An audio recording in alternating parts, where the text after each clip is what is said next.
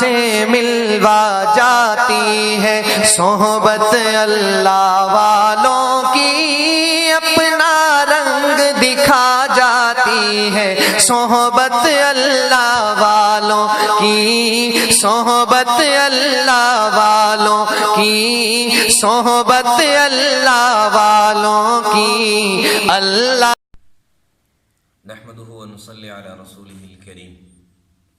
جمال القرآن کے اسباق میں 2 لمحے ہم پڑھ چکے تھے، تیسرا لمحہ آج پڑھیں گے۔ تیسرا لمحہ ہے تعوذ اور تسمیہ کے بیان میں، اعوذ باللہ اور بسم اللہ کے بیان میں۔ قرآن مجید شروع کرنے سے پہلے اعوذ باللہ پڑھنا ضروری ہے، اور جمہور علماء کے نزدیک اعوذ باللہ پڑھنا یہ سنت ہے، جبکہ بعض علماء اس کو واجب کہتے ہیں۔ اور جو علماء یہ فرماتے ہیں کہ اعوذ باللہ پڑھنا واجب ہے، وہ قرآن کی اس آیت سے استدلال کرتے ہیں، فَإِذَا قَرَأْتَ الْقُرْآنَ فَاسْتَعِذْ بِاللَّهِ مِنَ الشَّيْطَانِ الرَّجِيمِ۔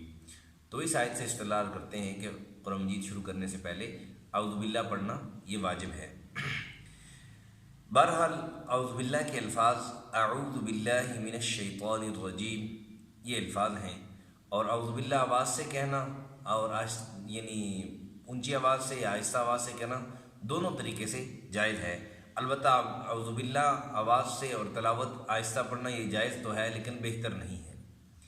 پھر اعوذ باللہ کا فائدہ یہ ہے کہ اعوذ باللہ پڑھنے سے شیطان بھاگ جاتا ہے، اور بسم اللہ کا مقصد دونوں صورتوں کے درمیان فصل لانا ہے، 2 صورتوں کے درمیان فصل، تاکہ بسم اللہ کے ذریعے سے دونوں صورتیں جدا ہو جائیں کہ پہلی صورت ختم ہو چکی، اب دوسری صورت شروع ہو رہی ہے۔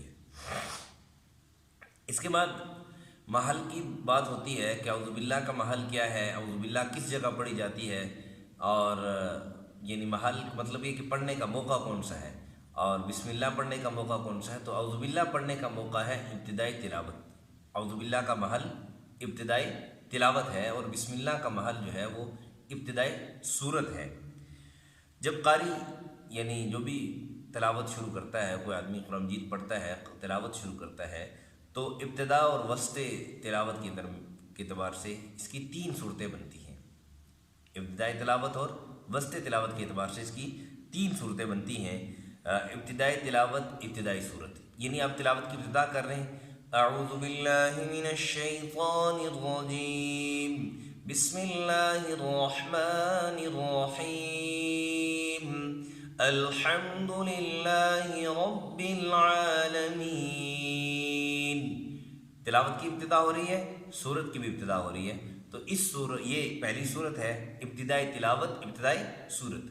دوسری صورت بنتی ہے ابتدائی تلاوت درمیانی صورت، یعنی آپ تلاوت کرتے کرتے ایک صورت ختم ہو گئی، نہیں، ابتدائی تلاوت درمیانی صورت، آپ صورت کے درمیان سے تلاوت کی ابتدا کر رہے ہیں، جیسے اعوذ باللہ من الشیطان الرجیم بسم اللہ الرحمن الرحیم یا ایہا الناس اعبدوا ربکم الذی خلقکم والذین من قبلکم لعلکم تتقون۔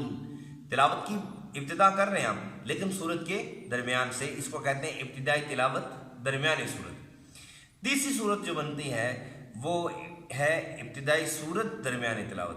آپ تلاوت کرتے رہے، ایک صورت ختم ہو گئی، دوسری صورت شروع ہو گئی۔ اس کی مثال غیر المغضوب علیہم ولا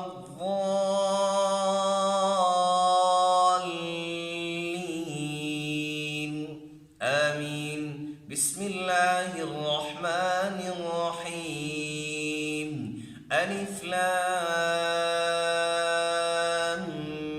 میم ذالک الکتاب لا ریب فیہ۔ تلاوت سورہ فاتحہ شروع کی، سورہ فاتحہ ختم ہو گئی، تلاوت کر رہے ہیں، سورہ فاتحہ ختم ہوئی، سورہ بقرہ شروع ہو گئی۔ اس کو کہتے ہیں ابتدائی صورت درمیانی تلاوت۔ اب ان کے احکامات کیا ہیں اور ان میں کس جگہ بسم اللہ پڑھنی ہے، کس جگہ اعوذ باللہ پڑھنی ہے، تو وہ انشاءاللہ اگلے سبق میں عرض کریں گے۔